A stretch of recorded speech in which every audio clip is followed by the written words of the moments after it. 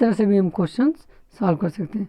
चलिए देखते हैं क्वेश्चन नंबर 4 है, क्या पूछ रहा है। Nomenclature is governed by a certain universal rule, which one of the following is contrary to the rule of nomenclature. कह रहा है कि नॉमेनक्लेचर के लिए कुछ रूल फॉलो करने पड़ते हैं, लेकिन नीचे जो 4 स्टेटमेंट दिए गए हैं, इन चारों स्टेटमेंट्स में से एक ऐसा स्टेटमेंट है जो उस रूल के विपरीत है। उस स्टेटमेंट को आपको फाइंड आउट करना है।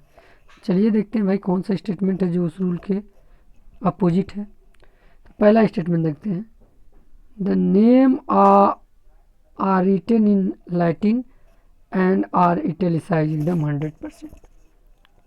बायोनॉमिनल नॉमेनक्लेचर में कहा गया है कि नेम किसी भी अगर आर्ग्यूमेंट का रखते हैं तो लैटिन इन ओरिजिन होगा, अगर लिखेंगे तो उसे इटैलिसाइज करेंगे, अगर नहीं लिखेंगे उसको तो उसे अंडरलाइन करेंगे, अगर हैंड रिटन लिखेंगे तो उसे अंडरलाइन करेंगे।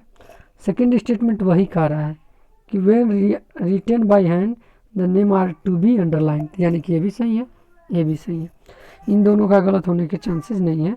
अब ऑप्शन नंबर 3 और 4 में ही कोई गलत होगा। चलिए देखते हैं कौन गलत है ऑप्शन नंबर 3 एंड 4 में।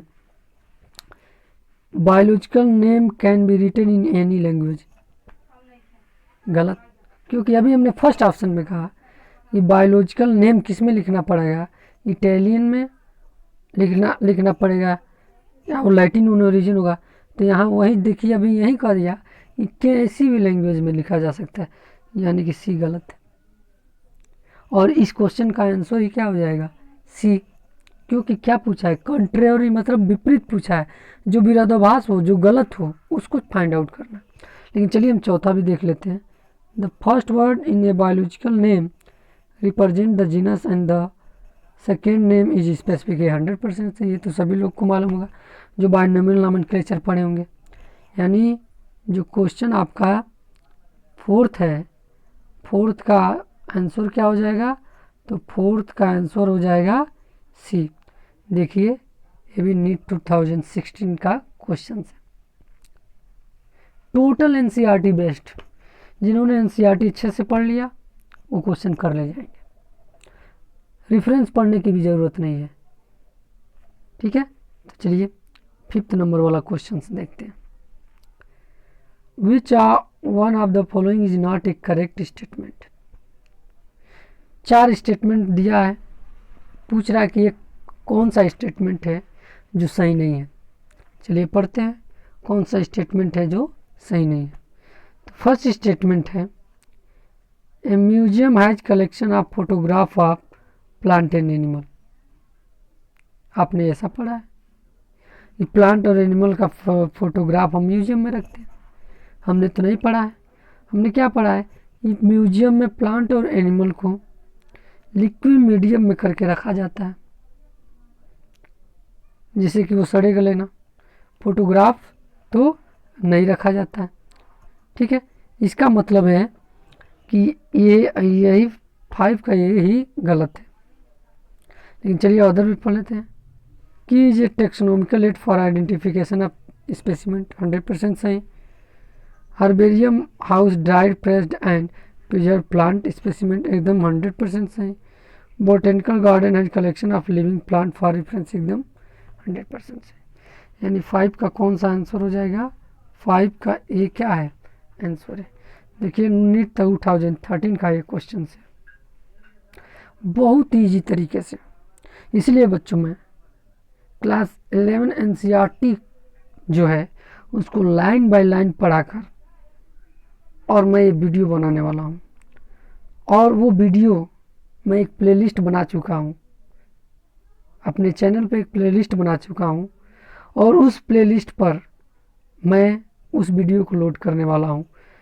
एक एक लेसन का मैं एनसीईआरटी का लाइन बाय लाइन पढ़कर और उसका वीडियो बनाऊंगा, आपको उसको एक्सप्लेन करूंगा।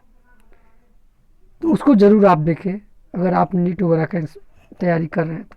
चलिए 6 क्वेश्चन देखते हैं। The common characteristic between tomato and potato will be maximum at the level of their. ठीक है, कह रहा है कि किस लेवल पर जो कैरेक्टर हैं पोटैटो और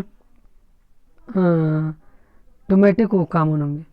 तो देखिए एकदम आसान क्वेश्चन है और कह रहा है कि अधिक से अधिक कॉमन होंगे। तो जब हमने बताया था कि स्पेसीज पहले पढ़ेंगे, फिर जीनस, फिर ऑर्डर, फिर क्लास, फिर फाइलम, फिर किंगडम, ऐसे हम पढ़ेंगे। तो हमने कहा था कि जब ऊपर से नीचे आएंगे तो नंबर ऑफ सिमिलरिटी कैरेक्टर बढ़ेंगे और नीचे से जब किंगडम की तरफ जाएंगे तो नंबर ऑफ सिमिलर कैरेक्टर क्या होंगे, घटेंगे। यानी कि सबसे ज़्यादा जो सिमिलर कैरेक्टर हैं वो एक स्पेसीज के होंगे, उसके बाद सिमिलर कैरेक्टर क्या होंगे, जीनस के होंगे। मैक्सिमम कैरेक्टर किससे मैच करेंगे, दो अगर अलग अलग दो स्पेसीज है जिनका जीनस सेम है, उसके बाद ना ऑर्डर आ रहा है। तो स्पेसीज इसमें कहीं ऑप्शन में दिया नहीं है, इसका मतलब यह है कि इस ऑप्शन का क्या सही हो जाएगा, जीनस सही हो जाएगा। तो 6 का आंसर क्या हो जाएगा, डी हो जाएगा। कर्नाटका नीट 2013 में यानी 2013 में पूछा हुआ। एकदम इजी है बच्चों नीट क्वालिफाई करना, और हमारे साथ अगर आप जुड़े रहेंगे तो बायोलॉजी को हमने एकदम इजी तरीके से पढ़ाने वाले हैं। और इसीलिए आपको मैं एनसीईआरटी का लेसन 1 से, चाहे वो 11th हो चाहे 12th हो, लेसन 1 से लेकर के और लास्ट तक लाइन बाय लाइन एक एक लाइन में हिंदी में पढ़ के, इंग्लिश को पढ़ के हिंदी में एक्सप्लेन करने वाला हूँ। तो आप प्लेलिस्ट में जाइए और लेसन 11 क्लास 11 का लेसन फर्स्ट से देखिए, स्टडी करिए, फिर देखिए आप कितना इंटरेस्ट आएगा आपको इसको सॉल्व करने में। चलिए 7 नंबर वाला क्वेश्चन देखते हैं। विच one of the following organism is scientifically correct name, correct printed according to the international rule of nomenclature and correct described। Correct नीचे जो 4 ऑप्शन दिए हैं उसमें एक ही ऐसा ऑप्शन है जो जिसमें उस ऑर्गेनिज्म का करेक्ट नेम है, उसके साथ साथ उसका करेक्ट प्रिंट भी है और उसका मैच भी इंटरनेशनल रूल ऑफ नॉमेनक्लेचर के अनुसार मिल रहा है। चलिए देखते हैं कौन सा वो नेम है। पहले देखिए मस्का डोमेस्टिका, ये कॉमन नेम है लिजार्ड का, ये तो गलत है, ये तो हाउस फ्लाई का कॉमन नेम है।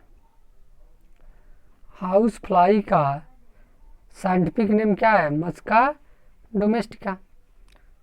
इसका मतलब यह है कि ये स्टेटमेंट गलत है। चलिए बी वाला देखते हैं, प्लाज्मोडियम फैल्सिपेरम, ये प्रोटोजोन, ये तो बात सही है, ये प्रोटोजोन है और पैथोजेनिक भी है, ये भी सही है कि बीमारी इसके वजह से होता है और इसके वजह से जो बीमारी होती है उसका नाम मलेरिया, ये भी सही है। यानी कि हमारा 7 का बी ऑप्शन सही है, एक ही ऑप्शन सही है, यानी 7 का बी होगा। लेकिन चलिए दूसरे गलत कैसे हैं उसको देख लेते हैं। फेलिस टाइग्रिस एक इंडियन टाइगर है, चलिए ये तो सही है। वेल प्रोटेक्टेड इन गिर फॉरेस्ट, ये गलत है क्योंकि गिर फॉरेस्ट में एशियाटिक लायन को प्रोटेक्ट किया जाता है, टाइगर को नहीं, यानी कि ये भी गलत है। E coli full name of Entamoeba coli, नहीं, इस्चेरिचिया कोलाई का फुल नेम है, शॉर्ट नेम है ई कोलाई, यानी ई कोलाई का फुल नेम है Escherichia coli, not Entamoeba coli, यानी ये भी स्टेटमेंट गलत है। यानी 7 का भी क्या हो जाएगा, आंसर हो जाएगा। तो ये रहा, हम अगला वीडियो भी देखेंगे और पढ़ेंगे। तो बच्चों कैसा ये क्वेश्चन सॉल्विंग प्रैक्टिस रहा, ये आप हमें ज़रूर बताएं अपने कमेंट बॉक्स में लिखकर, जैसे कि मैं अगला वीडियो बनाऊं। और इस वीडियो को ज़्यादा से ज़्यादा स्टडी ग्रुप में शेयर करें, ज़्यादा से ज़्यादा लाइक करें, कमेंट करें, चैनल को सब्सक्राइब करें कि अगर कोई भी वीडियो मैं अपलोड कर रहा हूँ तो आपको नोटिफिकेशन मिले।